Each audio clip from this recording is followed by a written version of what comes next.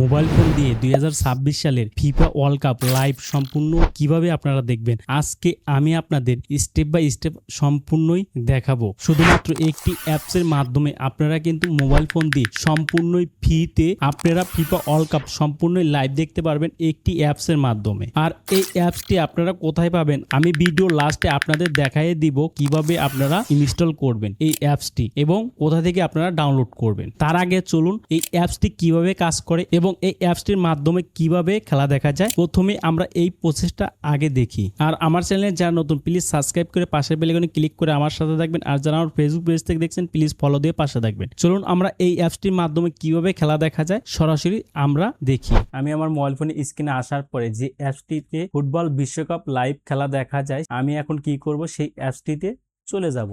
আমি এই অ্যাপসটিতে চলে যাব। এই অ্যাপসটিতে আসার পরে এরকম একটা ইন্টারফেস আপনাকে নিয়ে আসবে।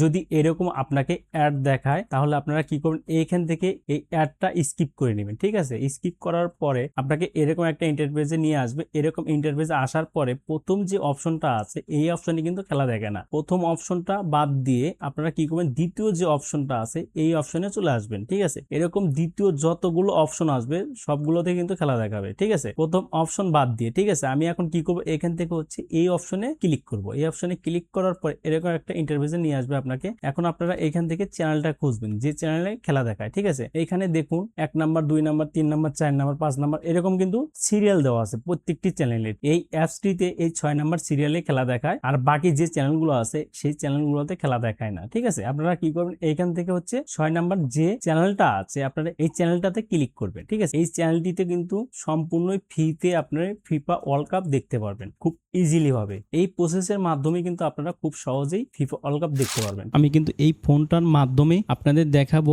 এই অ্যাপসটি কিভাবে আপনারা পাবেন এবং কোথা থেকে আপনারা ইনস্টল করবেন। ঠিক আছে, আমি এখন এখান থেকে চলে যাব সরাসরি প্লে স্টোরে। প্লে স্টোরে আসার পরে এখান থেকে আমি সার্চ অপশনে ক্লিক করব। সার্চ অপশনে ক্লিক করার পরে এখান থেকে সার্চ যে অপশনটা আছে এই অপশনে আসার পরে আমি এখান থেকে লাইভ ফুটবল টিভি লিখে সার্চ করব।